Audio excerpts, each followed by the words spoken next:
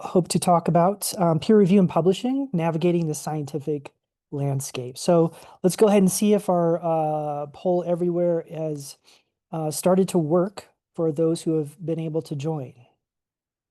Let's see. All right, we have responses. So have you ever peer reviewed a manuscript? We have options yes, no, or I don't know. So as those of you join, hopefully you can participate on your devices. Looks like we're up to 20 responses and we have 64 participants, so we're making progress.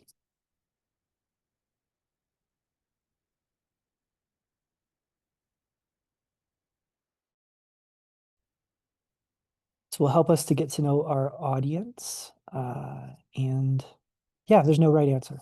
Last time, when I had the opportunity to speak with you, there was a competition.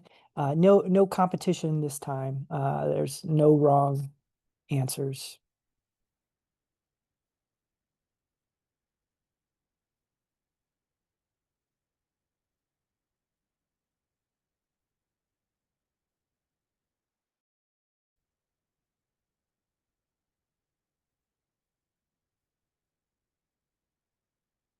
All right. Well, I think we can just move on. We had 21 responses.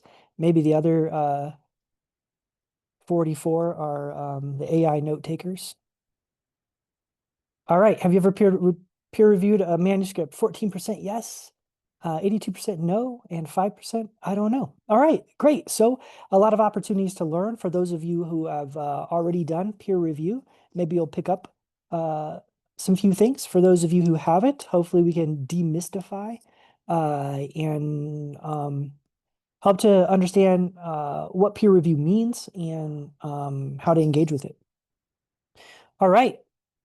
Okay, so it's good to be back again with you. For the last 10 years, I've had the opportunity to live and work at Tenwek Hospital in Kenya. I'm a general surgeon. I have no commercial grants to this talk. I've been a peer reviewer for about 15 years. I've learned a number of things along the way. I'm also on the editorial board of a few different journals. My favorite of those, of course, is the East and Central African Journal of Surgery. All right, so this is another poll everywhere where we could just respond with time. So what part of the publication process do you find most challenging? And this is just something that I'm curious. As you're going through this course, this workshop, these presentations, what do you find the most challenging part of the publication process? So on your poll everywhere, feel free to, yeah, we could just list these things off. So that's a good one. Finding a supervisor, writing a manuscript, not knowing where to publish. Good. Submitting the manuscript. Yeah, it can be a daunting process. Manuscript writing. Good, yeah, writing. Writing is a challenge. It's hard to know how to get to start and where you're going. All right, that's a common theme. That's a good thing you're here. Yeah, not yet. That's good. Have an open mind to not know yet what the most challenging thing is. Good. Yeah. Journal to submit. Writing. Yeah, don't know yet. Some of us not yet familiar with what might be the challenging part, just kind of taking it in and learning and seeing what it is, picking an appropriate research topic. Again, what journal to submit to. It's good. All right. I don't want to cut off any more responses. If anybody else is, just hit enter and yeah, waiting to find out. Cool. All right. Well, let's keep going. Really appreciate you. Oh, wow. The thesis. That's definitely a challenge. Good. All right. Well, hopefully for the objectives of today, and my small role in this is to describe the steps of the publication process and where peer review fits into that, to explain the purpose and types of peer review in scientific publishing, to recognize the expectations of editors and reviewers when assessing a manuscript, and apply practical strategies to write constructive peer reviews and respond effectively to reviewer comments. Also, to identify pitfalls in publications and how to avoid predatory journals. So getting into where to submit. Hopefully we can talk a bit more about that today and a little bit about the writing process where some of you have noted some challenges. All right. So what is peer review? How do we define it? It's the evaluation by colleagues or peers with similar knowledge and expertise. So the purpose of it is to ensure that research is accurate, credible, and contributes to scientific knowledge. Its history, so its widespread use in journals only began in the mid 20th century. Before that, it was just some people published what they wanted and maybe gave just their opinion. But why it matters and why it developed over the last number of years is it helps journals and therefore readers to prioritize the best science. It also helps to shape careers as publications influence hiring, promotion, reputation, and recognition. And it changes policy, it advances science. So there are different types of peer review. So there's grant review, deciding which projects get funded. Manuscript review decides which projects get published. And then personnel review evaluates hiring and promotion dossiers. Literature review evaluates which research is reliable, often by systematic or narrative method. So if I had appropriate peer review, I probably would have corrected that to say manuscript review. It decides which projects get published. And that's what we're going to focus on today. All right. So as we kind of take this course, we've highlighted some challenge. Maybe we can talk about what are our goals of publishing? Like, why do we publish research? Why are you taking this course? Why are we, what's our goal? So go ahead in your poll everywhere. If you're able to uh, join, you can go to pollev.com/A007. You can scan the QR code and write in what are some goals of publishing. All right, and this time it's a word cloud. So as you add on things, we might see more and more themes pop up. But feel free to add your own. I'm sure someone else would also appreciate the diversity of thought and experience.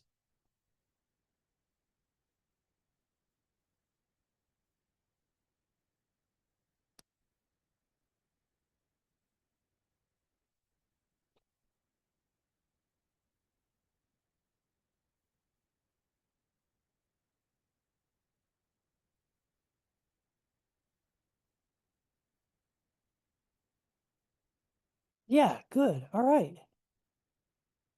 Good. So we have a lot of themes around knowledge. So that's expanding, making, spreading, improving knowledge, awareness. There's evidence-based, there's policy, there's management. There's now getting into qualification. So there's it's necessary for maybe advancement or to graduate or other things. It's good to give different angles, to expand, to be useful, learning.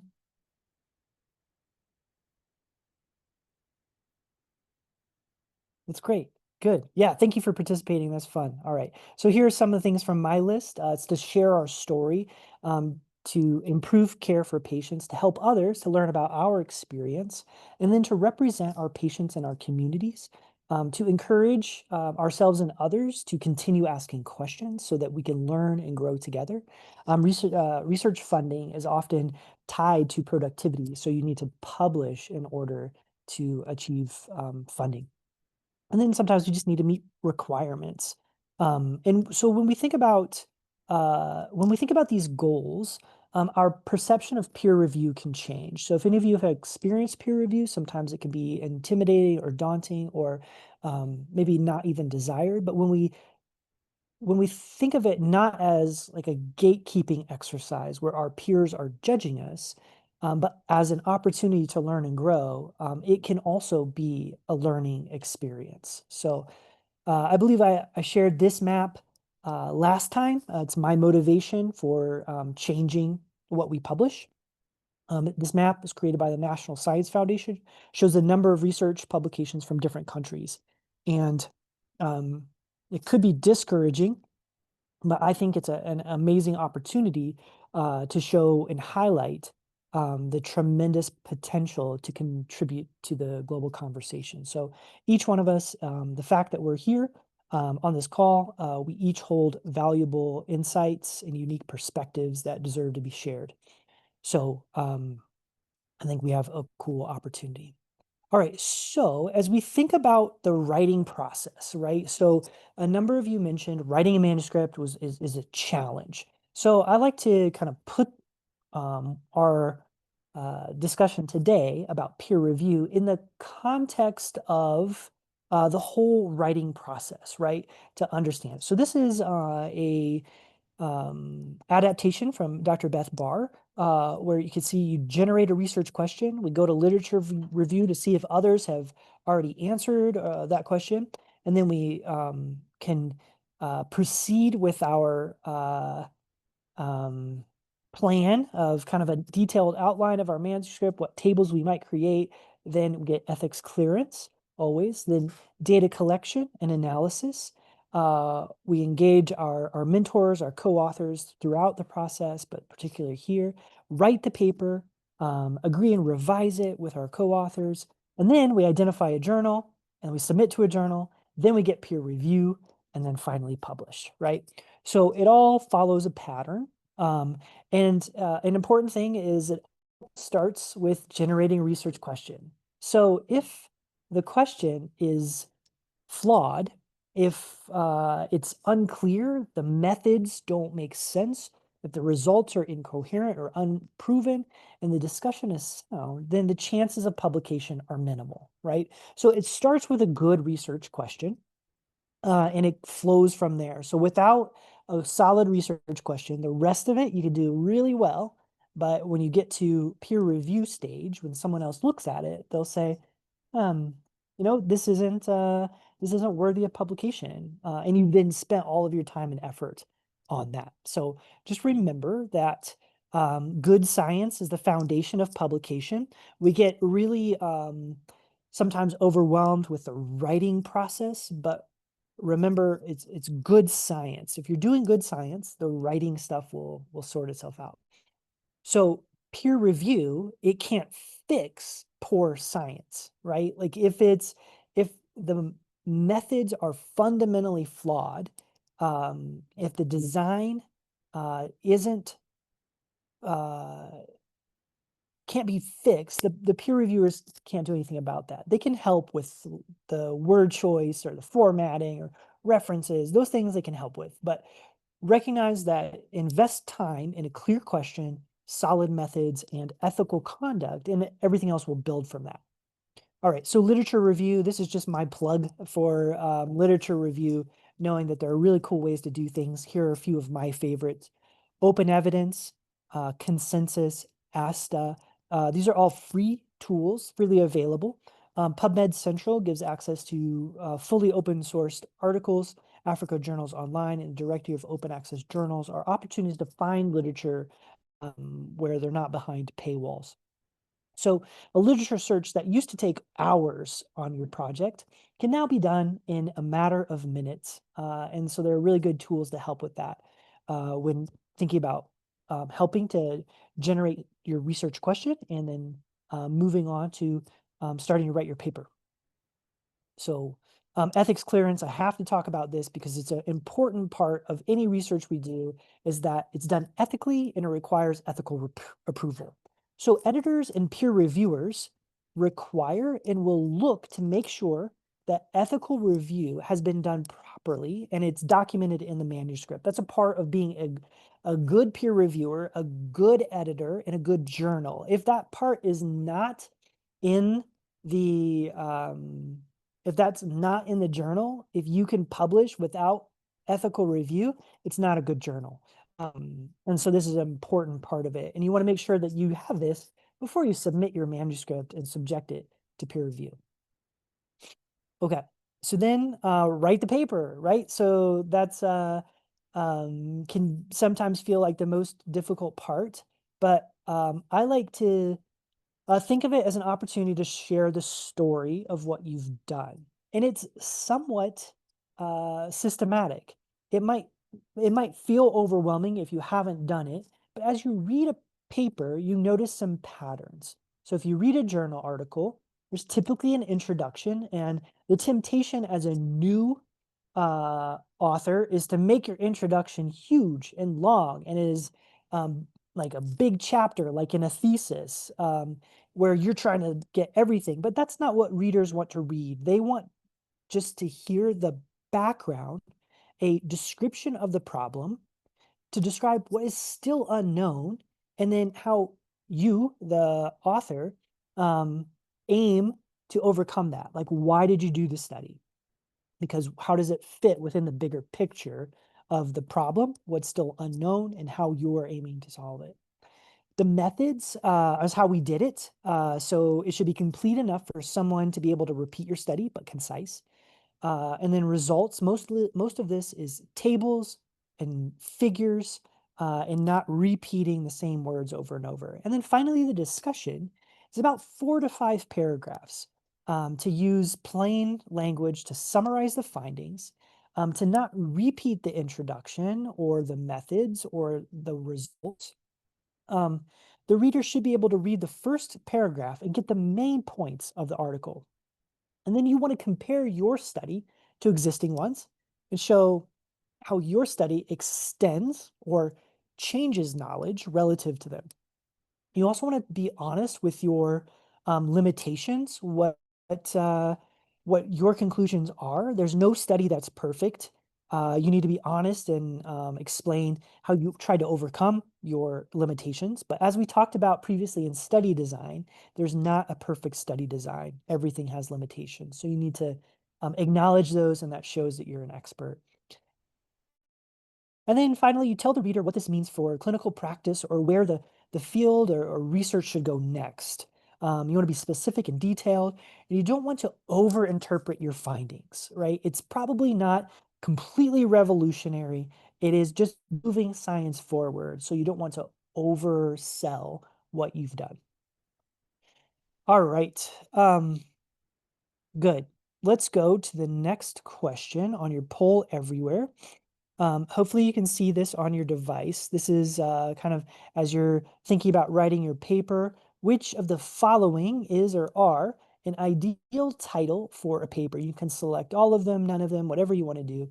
Go ahead and select on your device. We have these titles: laparoscopic versus open appendectomy at a rural Kenyan hospital, um, or experience with appendectomy. We also have delays in emergency surgery, over 2,200 consecutive cases in East Africa, or surgical delays in Africa. So let's see, we got 6 responses. Go ahead and respond if you're able to on your device.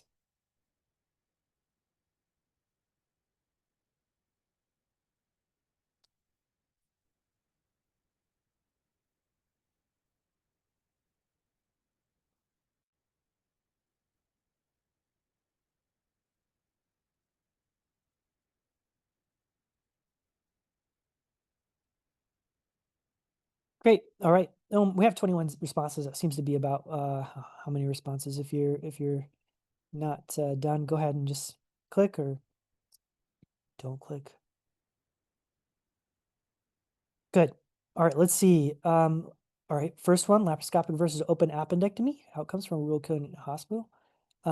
experience with appendectomy, delays in emergency surgery, lessons from 2,200 consecutive cases, and surgical delays in Africa. Yeah, good. Right. So it's kind of the another question is what kind of paper, right? Is it an original article or is it a perspective or what are we trying to do here? But I liked both the first and third one. And the reason why I like them is that I feel like those two are clear, specific, and engaging, while avoiding being kind of vague or generic or just like not really interesting. That could be anything on those last two. Experience with appendectomy. What does that mean? That could be one case. That could be 20,000 cases you don't know from the title, but giving a little bit of information to help your readers know what's interesting and relevant is helpful. And so this is what your peer reviewers will look at. It's the first thing they see when they're given the opportunity to review your project in your manuscript. If your title is interesting, they're more likely to engage with it, and that's good for you. So the other thing they read is your abstract. So really spend time on this, make it excellent. It's often the only thing that readers look at. And so really take your time on this part. I typically do my abstract at the very end of the project and spend a lot of time on it so that it's really good for readers in recognizing, like, I want them to read my full paper. I did all this work. I want them to see it and read it, and this is how I engage them. Be concise and clear. Again, what was the problem? What did you do? What did you find? Why does it matter? Follow the journal structure for your abstract. Often that comes in background or introduction, methods, results, and conclusion. And then write so people can understand it. And then think of it as your elevator pitch for the paper, your opportunity to tell your story. For figures, tables, and images, that's often also what peer reviewers will look at. These to be simple, easy to interpret, highlight the key finding, don't overwhelm with data. You want it to be eye-catching and but professional, right? Like avoid decorations or clutter or too many colors. It needs to stay professional. It's designed to tell the story that you're doing. Another thing that's becoming more powerful when sharing your work, I think maybe you'll have some session on this, is visual abstracts. These can be helpful to get people engaged in what you're doing so that you can attract to your work. All right. So as we think about from the view of an editor, so if I'm an editor and I am looking over the peer reviewer's work, then what do you think is the most common critique from peer reviewers? So peer reviewers, they look at the paper and they assess the paper and they give some feedback or critique. What do you think the most common critique is from peer reviewers? We have language and grammar, statistical analysis, lack of novelty or interest, or inappropriate relevance to the journal. So what do you think is the most inappropriate or most common critique? Hopefully that should be accessible to you on your device. Great.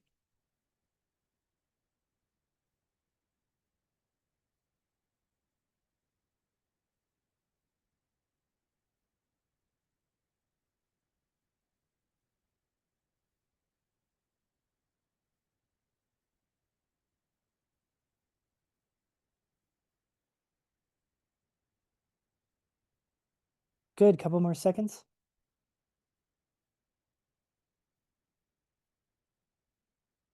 All right. Except, okay, language and grammar, statistical analysis, lack of novelty, interest. Well, we have like almost complete, perfect, um, things. Good. All right. Yeah. So, as an editor, the most common critique from my peer reviewers is language and grammar, which I find very frustrating and uh, disappointing. So, yeah, peer reviewers will often think about these other things, but language and grammar is really important when communicating in your manuscript in your journal submission. You want to be technical, precise, and concise. Avoid things like idioms, figures of speech, confusing stuff. Prefer active over passive voice. Prefer concrete over abstract. And then prefer nouns and verbs over adjectives and adverbs. So you want to write in a way that your peers respect it and your neighbor can understand it. Because um, if you're trying to publish in an English language journal, poor English language is sadly a common cause of rejection. It distracts people from the science. So your science could be good, but if you weren't able to have the language to communicate that science, then peer reviewers do have some bias against that. So understand that is part of the process, and the hope is that you're able to take the time and the effort and make sure that the language and grammar are all perfect, because we want the science to be perfect as well. This is an opportunity also to talk about plagiarism. So when you submit to a journal, your peer reviewers review it, but also the editors review it. And one thing they review for is plagiarism. So integrity in research and writing is critical for advancing surgical science. So you want to cite your sources, give credit, contribute original work. So the definition of plagiarism is presenting another person's words, ideas, or work as your own. Examples can be copying text without citation, paraphrasing without giving credit, and there could be some serious consequences. It undermines academic integrity, damages your reputation, and it may lead to serious penalties. So always cite sources, always paraphrase carefully. You can use plagiarism checking tools, but try not to achieve a percentage. I don't know if you've seen it in Kenya recently, like they adjusted the percentage that's acceptable. Don't make this your goal, because you can have an entire paragraph that's completely plagiarized, and the rest of it is not plagiarized, and your percentage will be okay. But that's not okay, because that entire paragraph has been plagiarized. And so the goal is not to get under a number or a percentage. The goal is to not plagiarize. So be transparent, seek permissions when needed. If you're using a figure from somebody else's work, make sure you get permission to use that. So editors and reviewers can often find these things. And if you're trying to publish in an international journal, there can be serious consequences. All right. So with that, some publications to be avoided. There's something called salami publication. So I put a picture of salami. It's like this block of meat and you cut slices. So it's the practice of dividing one big significant piece of research into a number of small experiments just to increase the number of publications. Editors and reviewers don't like that. They want the they want all of the meat. They don't want just a tiny piece of it. So don't try to game the system by getting more publications. A duplicate publication is the practice of publishing the same information a second time without acknowledging the first publication. So you cannot do this. You can only publish one paper in one journal one time. You can't publish the same thing in multiple journals. That is duplicate, and it's also thought of as academic fraud. So be careful with such things, that you only are submitting to one journal. You can't submit to multiple and then hope that one of them takes it. You have to submit to one journal at one time, and that's just how it works. So with the writing process, I think it's important to note reference management. When you write your story and show what is already known and how your study fits into the bigger picture, you want to reference others' work. These references and citations help to show how you're contributing to a larger story. And if you've ever written a paper and had to move around the 30 or 40 references due to revisions, it can be really difficult. You're moving each number, and then if you add one, you have to like put one in. It is a really tough process. And as an editor who has peer reviewers recommend changes to references, I know which authors are not using reference software because they do everything they can to make sure they don't have to move any references around. And they like argue and say, no, I don't want to add this because they just don't want to change those numbers and the references. So think about that. Even as peer review comes up, you might need to make changes to your references. So do this early in your writing process because the upfront work is worth the effort. Some free tools are Zotero. EndNote is has a subscription. It's not that much better. So Zotero is a great resource, especially as you get started. So why do we need to do citations? If we fail to cite, that can be plagiarism. Citations give recognition and creates context of new discoveries.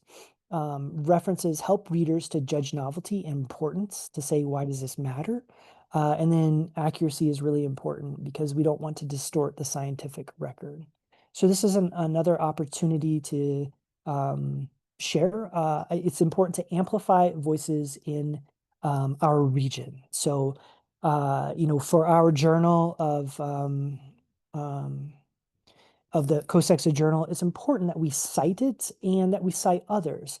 This is a big deal to change that map so that we amplify these voices. And recognize the work that's being done. So this is just a graph that Dr. Violet Otoki and I had an opportunity to write a chapter on research, and we evaluate our references and we try to find sources and citations to support our statements. And the majority of these references involved authors from our region, and we were very intentional about this. And we hope that future chapters, future articles will have even more evidence to build on. So as an editor and a peer reviewer, I'm looking for you to cite the experts from the field within the region. So if you're working in Kenya and they're not relevant papers from Kenya, I hope that you'll be able to cite authors from neighboring countries. And the same is true the other way around. When we elevate one another, we all grow. All right, so one more thing about citations.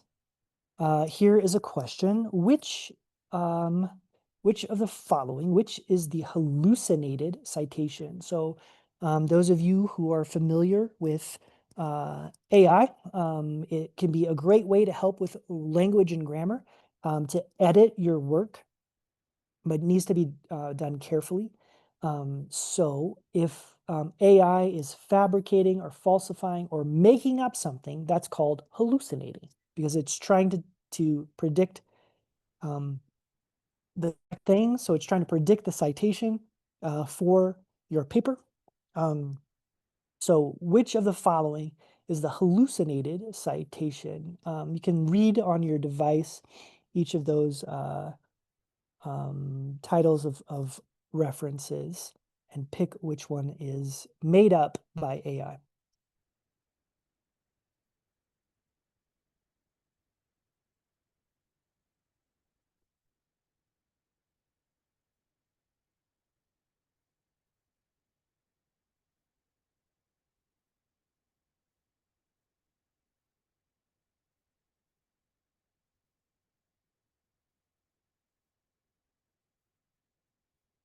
Good. All right. Go ahead and yeah, we're almost there. Thank you for those participating. For those not on a device, just kind of think it through it and see what might be true. All right, so let's see what you guys came up with. All right, so you really thought the middle one was good. All right. So the correct answer is all of them. All of them are hallucinated, but they all look pretty real, right? Like each one of them looks like they could be legit. They're in a journal. They have authors, the citations. Some of them have a link to the journal article, or so it seems. These were all hallucinated citations that AI came up with. I actually found these at a protocol I was reviewing, and I noticed that my name, Parker, showed up. I looked at these and I thought, I did not write any of these articles. It's pretty cool to have the credit, but it's not cool because this is the real work that I think AI kind of was drawing upon. I didn't write any of those other articles. They don't exist. This article does exist, and it took hours and months of work to actually do it. So I would prefer if someone cited the real work instead of something that's not real. So this is just a highlight that we need to be careful when using AI. You won't hear me say not to use AI. I think that AI can overcome that that barrier of language and grammar that I mentioned earlier, but we need to be extremely cautious and careful, especially as you get started with it. So I'll highlight another example of someone else where it wasn't in the proposal stage, it was in the publication stage. So this is a reputable peer-reviewed journal. It's published by a major publisher, Annals of Medicine and Surgery. It was published last year, so it underwent peer review by experts and was looked over by editors and copy editors. On closer inspection, after it was published, these words came up. So, as of my last knowledge update in September 2023, clinical data supporting its use were limited. So, if any of you have interacted with ChatGPT AI, you'll notice this is how it talks to you. It was telling the user, as of its last knowledge update, it had no clinical data supporting the use for this the role of whatever this thing is in COVID-19. So some very savvy person picked this up and asked, is this real? Did you write this? And the authors um, talked to the publisher and they had to issue this erratum, which is a correction to say, yes, the authors did use AI and um, they didn't disclose it. So it's really important to disclose when you use AI and how you're using AI. Otherwise, it looks bad for publishers and for you, the authors. In fact, there's an entire website from a librarian who has been tracking the use of AI in scientific literature. And you can go to this website and you can see others who have struggled.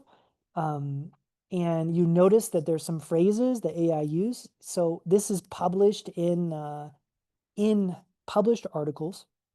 So uh, quote, certainly, here are the references cited in APA format. That is just written in their journal article. They submitted it and it's there, but you can tell that's the AI um, trying to help change the format and they copy pasted it and it got in there. So just be really careful with your use of AI and disclose it and recognize that you, when you write and publish, are ultimately responsible for everything you say. Okay, so let's switch gears and think about what does a journal want? So if we're trying to publish in a journal, what motivates journals? What makes them think, yeah, I want to publish this? Or what are they looking for? What do journals want? So feel free to respond in the poll everywhere with what you think a journal might want. Because if you put yourself in their seat and their position, and you begin to understand what they want, then it helps you as a researcher and author to um, write an attractive work. Yeah, originality. Okay, that's good. Others?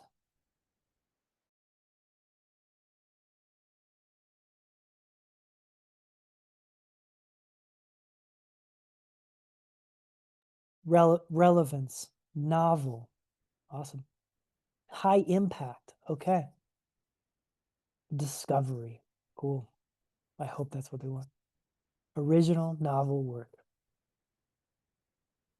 Knowledge with clinical implication doesn't matter. High impact paper with great scientific rigor. Excellent. More readers. Therefore, interesting articles. Exactly. Good. To disseminate relevant knowledge in their specific discipline. Yeah, relevant. Integrity. They want it. Yes, they want it to protect their reputation. novelty, well-organized info, new, fresh, innovative, and relevant papers. Excellent. Well-informed, factual information. Yeah. Good. Yeah, they want ethics. They want things to be done with ethics. They want it to be concise, right? Nobody wants to publish a dissertation or a thesis. Authenticity. Okay, good. Groundbreaking. Good.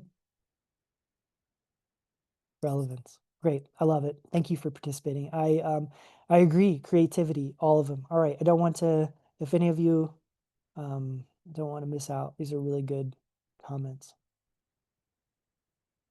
Awesome. Thanks. Factual information that's ethically collected. Good. Yeah, I hope journals want all those things. I think that's very true. But if you think about journals, those, especially those that are not connected with a society or they're published by one of the major publishers that make money, they want more citations, they want impact, they want downloads and attention, right? So they want to be noticed. They want your article to be noticed so that others are attracted to their journal, right? So how do they get there, right? So a lot of journals, they want this attention, and the way you get that is with things that are novel, interesting, relevant, the things you mentioned, while still protecting their reputation, right? They never want to retract an article. They don't want bad science. They want good science that changes things. So, yeah, think about from the journal's perspective, do I fit? And then that's kind of how you can think about where to publish is the best journal. And there is no best journal.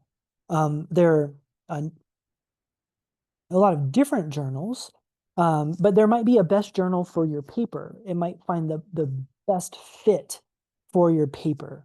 So after we do all of the work of research and we want to tell our story, the goal for us is to get the widest numbers of readers for our project. So that means targeting the best journal for what we're trying to communicate. So think about how the journal might be a general interest or specific audience. If you want to publish about the use of laparoscopy, think about where the audience might be the most interested in reading your work.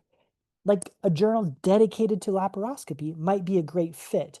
Or if you want your work to be noticed by a greater audience, maybe you're trying to drive something forward about the use of laparoscopy as like a public health thing, as a systems thing, maybe that journal with only a narrow readership of those of us doing laparoscopy, maybe that might not fit as well. But just think about who you're trying to reach. Um, for me, ideally, a journal that is open access is the best because that means anybody can read it and they can access your article. It's important for the researcher to not have to pay to publish in some journals. May have open access fee waivers where they'll waive the associated fee, but just think about that. I'm going to talk a little bit about predatory publishers because that's an important thing to know when we're not to publish. But let's first kind of think through this question of what is the median cost in US dollars, if you can do the conversion from whatever your currency is, from shillings or from whatever you're using. What is the median cost in US dollars to publish a paper in an open access journal? So an open access means that the author pays, the author pays um, and the reader doesn't have to. So some journals, the reader has to pay to see the journal article, but open access journals, the reader doesn't have to pay, but the author does. All right, we have 3,000, we have 150, 300, 1,000, 50, good, question mark, love it, 50, 30, $30, $500, yeah, $100. So what's that, like 12,000 shillings right now? 12,800, $1,500. Okay, good. 200, yeah, 250. All right, Yeah, 1,000. All right. 30. Yeah, so median is the middle cost, right? Not average. So median cost 500. Awesome. All right. Okay. All right. Yeah, thanks for your guesses. I love it. Thank you for engaging. That makes it more fun for me. So let's see if we can advance. All right. So the median cost, looking at 2,000 journals of open access journal, the median cost is 3,700 US dollars. So even more, what you were saying was already a lot, like $50, $1,000, $30. All that's a lot of money to spend to publish. The median cost for open access journals, 3,700, as this cool group from Harvard reviewed article processing charges, the fees to make something open access. And their point, because there's been a lot of discussion about we need to publish in open access to help with global health equity. And I believe that's true. And that might take some of us out of the picture, right? Because only 4% of authors were from low and middle income countries, right? So instead of making the map better, we're making it worse. Um, so back to subscription based means the authors don't pay, the readers pay. Open access, the readers don't pay, the authors pay, right? So what if there are no article processing charges and it's free to read? That's diamond open access. So the authors and the readers don't pay. The journal's sponsored by a society or from funding sources. That's the East and Central African Journal of Surgery. That's what I think is the ideal, because $3,700, even if you get a 50% waiver, which is what a lot of publishers are now telling me for Kenya, they'll give me a 50% waiver. That's still almost $2,000. And there's no way I'm going to spend $2,000 to publish a paper. So just keep that in mind when you look for a journal. All right. So for those of you who found the challenge of finding a journal to publish your work, I think this is an awesome tool, jane.biosemantics.org.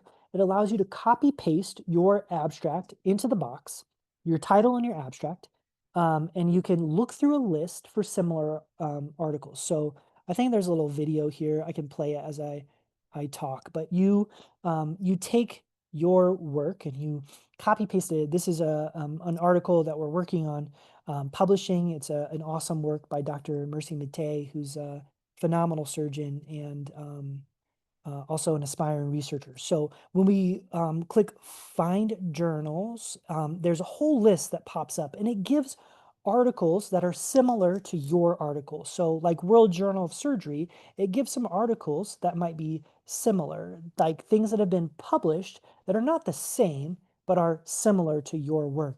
And that gives you an idea of, oh, maybe I could submit to JAMA Surgery, or I could submit to Journal of Surgical Education. It just gives you a better idea for how to do that. And that also links to PubMed, all of those articles, so you can see the various articles that that have been published that are similar to yours. It also helps in finding citation if you want to use it that way. It can additionally help you to find other authors. There's in some journals an opportunity to find um, uh, you can nominate peer reviewers to review your article. Journals like this because it gives them helpful information to find a reviewer. And so if you put this into here, you can sometimes find those authors that are similar to your work, because you want your peer reviewers to not be your friends or your family or the people you work with, but you want them to instead be those that can elevate and improve your work. So note that at the bottom, there is still beware of predatory journals, which we'll talk about. Those can still show up sometimes in these systems. So just know that. All right. So then journal submission. Okay. This is after you've identified it. Now you're going to submit it to a journal. All right. So before we get to this, I'm going to ask the question, should publishing be easy? Yes or no? Should publishing be easy? Simple question.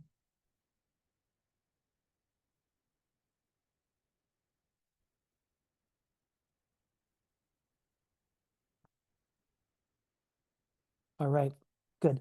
A couple more seconds. Go ahead and key in your response. Should publishing be easy? Yes or no? Let's see what we said. Yes, 72%. No, 24%. Changing our answer from peer review. Yeah, our peers are influence us to change our answers. Good. Okay, so my answer would be no. I don't think it should be easy, but let's see. All right. So let's show when it's easy. So this is an article published in the Global Journal of Otolaryngology. It sounds legit. Um, it's a real journal. It has a Juniper, it's a publisher. They chose to publish this review article. It's entitled "Cuckoo for Cocoa Puffs: The Surgical and Neoplastic Role of Cacao Extract in Breakfast Cereals." So it's published by these authors. Um, and is my moderator still on here? Samuel, are you still here? Could you unmute if you're willing? Are you there? Are you checked out? Yeah, if you're there, you're muted. If you're not, all right, fine. I'll do it myself. Okay, so this is a published article. You'll if you haven't heard of Cocoa Puffs, it's a cereal that I ate when I was a kid. This is the picture of cereal, and this is where this article comes from. Cuckoo for Cocoa Puffs. So this is the introduction to the article, and let's read it together. In an intention dependent on questions on elsewhere, we betray possible jointure in throwing cocoa. Any rapid event rapid shall become green. It's something disposing departure, the favorite tolerably engrossed truth short, folly court, why she there balls. Excellence, but unaffected, reasonable, introduced conviction, she who, for who thoroughly her boy estimating conviction, removed, demands, expense, account, in outward tedious due. Particular way, thoroughly unaffected projection, favorable, can projecting own 30 at matter enable become. So this was and is a published article that you can read from this journal, right? So someone, a peer of ours, Dr. Mark Schreim, a brilliant mind who is a researcher, he published this article in an open access journal. He used a random word generator. So just random word after another. It was before ChatGPT. It was just one random word after the next. And he submitted it. He paid the fees of whatever 3,700 US dollars. It supposedly went under peer review and it is published as a research article. So when you ask me, should publishing be easy? My answer is no, because we get things like this. There are publishers who will take advantage of us and they just want our money. This is a typical 48 hours of my spam email inbox. So if you, it's I'm just sharing my spam folder. You have so many journals and people who are inviting me for a conference to give a presentation to submit in their journal, but they want me to present at an international conference, but I have to pay for it. They want me to be featured in a special issue that they want me to pay for. I get to be published in a journal that I pay for. So be careful with the invitations you will get as you become more and more of a researcher. There are those who do want to take advantage of us. So recognize that and avoid it. All right, so We're back to journal submission. I don't think it should be easy, but I do wish it was easier for the legit good science. I wish that we had more universal formatting and it wasn't difficult, but there is a reason and there's a method behind the madness of how difficult it is. So follow the guidelines. The author guidelines are instructions. Make sure when you're submitting, you follow the length guidelines, like how many word or character limits there are. Um, be like write a really good cover letter. That's your opportunity to kind of say why your research is novel, interesting, and relevant. You get to convince the editors that they should take a chance on your article and they should send it for peer review. Spend time on your abstract, use professional language as we've talked about. So, okay, after you submit your manuscript and you follow all of the requirements, an editor is assigned to look at your work. So those editors are then tasked with triaging to decide whether it should be sent for peer review. Okay. So there are times when an editor does not send your work for peer review and they can decide that it's not a good fit for the journal. For example, if you're an editor on a surgical journal and someone submits a work on veterinary medicine, it might not be a good fit. The editor is saving time for you, the author, and for their volunteer peer reviewers so that you can submit it to a different journal because, again, you can only submit to one journal at a time. When an editor decides that a manuscript should be sent for peer review, they select and invite your peers. They might have published or are known for a similar work, or they're invited to review your work. So if you are, it's important for reviewers to be objective. So they can't be your family member. They also need to declare their conflict of interest. So if you're publishing that a medication does not work and the peer reviewer is the owner of that medicine, that would be a conflict and they should not review your paper. So you might hear these words single versus double blind. When it comes to peer review, this is journal dependent. Some journals have transparent peer review where both authors and peer reviewers are known to one another. Single blind means that the authors do not know who the peer reviewers are, and this allows the peer reviewers to honestly assess the manuscript without fear of retribution. They can be honest in their critiques. Double blind means that the reviewers do not know the authors, so to remove any bias that a reviewer might hold against an author, if maybe they've heard their name or they're a competitor. So this is often seen as the ideal, is to have double blind, but it requires more work on your journal staff to maintain all of that confidentiality. So what are the expectations of peer reviewers? Peer reviewers, they might want to advance science. They might have an interest in the latest research. They are often experts in a particular field who just might be interested in maintaining high quality work in that space. And they do have some obligations. They need to be timely. It can't take them too much time. They need to stay objective. They need to be sensitive against some of those conflict of interest or even the potential for conflict of interest. And they need to preserve confidentiality. It's not okay to read someone's article and then quickly publish the same article. Again, academic fraud and misconduct. It's just not cool. So these are the obligations of reviewers. There's often peer review criteria, like they have a checklist or a template or something to help guide what the journal and the editors are looking for.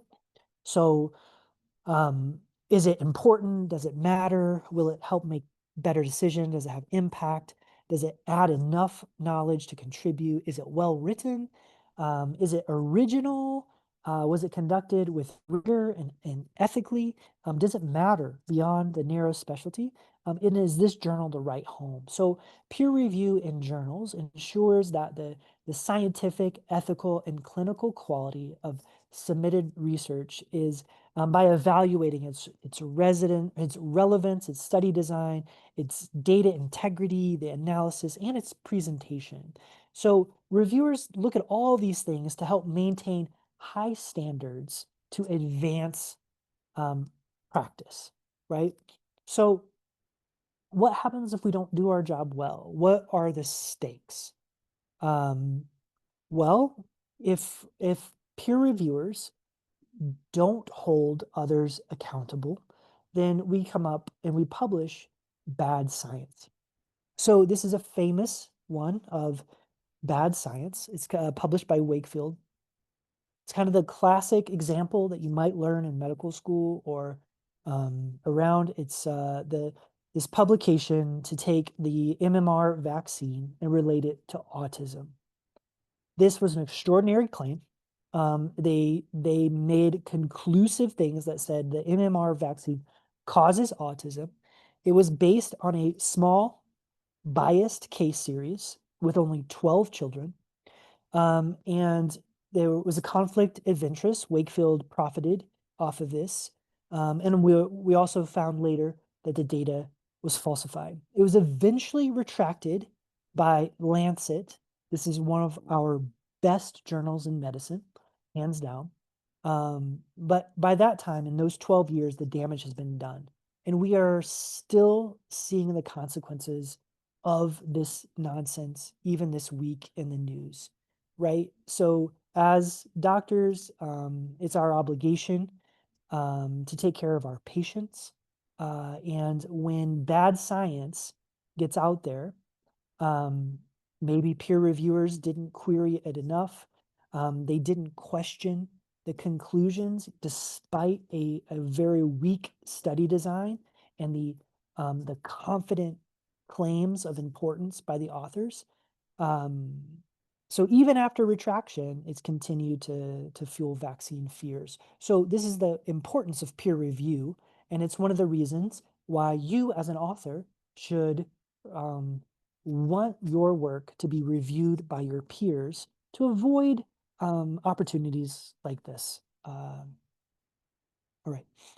Okay, so once you get your peer review back, so the peer reviewers have looked at your article and they've given you an opportunity maybe to revise. But here are the typical editorial decisions. They can accept, they can request minor revisions from the authors, they can request major revision by the authors, or they can reject with or without resubmission. So it's rare, it's really rare that an article is accepted without any revisions. Like, I've published 80 papers, and I think one had no revisions. And that was because it had already been rejected by another journal. So I'd already gone through peer review and had already improved things. And so that second round of peer reviewers didn't have as much to say.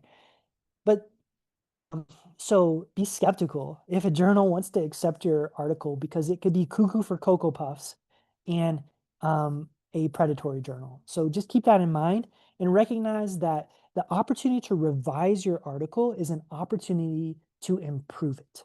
So take that opportunity to understand that they're trying to help you. Don't take rejection personally. That could be very difficult. I say that knowing that you spend months or even years working on a project, you finally get it out there and someone tells you it's not good enough. That can be discouraging, but don't take it personally. And don't stop submitting. If you get rejected by one journal, move on to another one after you make the changes that that journal told you to do, right? It might just be that you need to find a better home for your work. Um, but avoid the temptation to just find a predatory journal, pay money, because that can be that can have a negative association and a negative impact on your career or advancement. So, if you want to understand peer review, then become a peer reviewer. Editors are always looking for volunteers who are willing and able to provide good feedback. So, as you publish and get peer reviews, you'll learn what peer reviews were helpful for you and then be helpful for the next person to help advance science and make sure that we're giving our best for our patients and for our communities. Okay, so if an editor does request major revision, so first it's good news. A lot of manuscripts are accepted if they're revised carefully. So remember that the reviewers want to help you improve your work. So respect their effort. Reviews take time and they're done voluntarily. They don't get paid.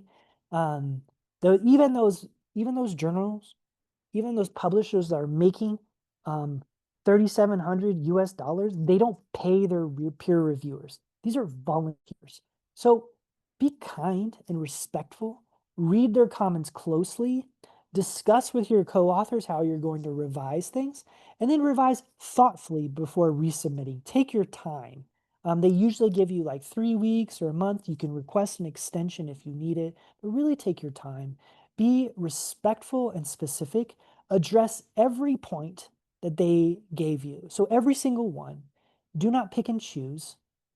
Provide the evidence for your revisions. And then mark your changes clearly. So you can have a tracked changes in Microsoft Word or whatever you're doing in a clean version. So editors and future reviewers can see where you've made your journals, where you've made your changes. And then make sure that you provide a point-by-point response to your peer reviewers where you tell them where you've made your changes. So here's some sample language to provide polite, constructive feedback. So we thank the reviewer for this helpful comment.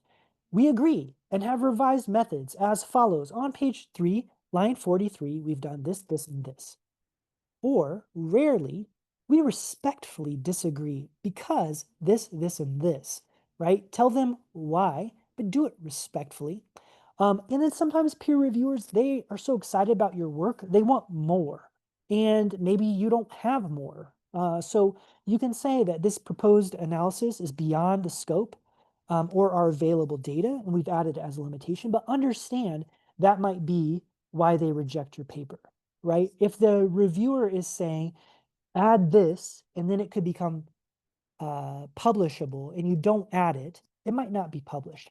Or it might, if you properly explain why you can't and you add it as a limitation, it just kind of depends on the specific context. So just keep these things in mind when you are responding to peer reviewers. And when you are a peer reviewer, be kind and recognize that people have spent months and years working on something.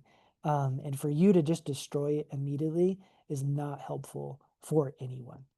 All right. So then finally, after all this process, you're published. So after you've revised and improved your manuscript, the editor may choose to either accept it or reject it, or they send it for another round of reviews from the same or different peer reviewers. And then after all that process is complete to the editor's satisfaction, you're published. So, in conclusion, this process, the whole process takes time and perseverance. Find to be a good mentor. Be proactive and prioritize your time. Plan the analysis before doing the analysis. Do not overinterpret your findings. Be concise and precise. And then find the right home for your work. Take and learn from the criticism as an opportunity to improve. So thank you for your time, your attention. I'm happy to take questions if that's a possibility. But if not, really appreciate you interacting with the poll and really grateful to be able to join you. Thanks.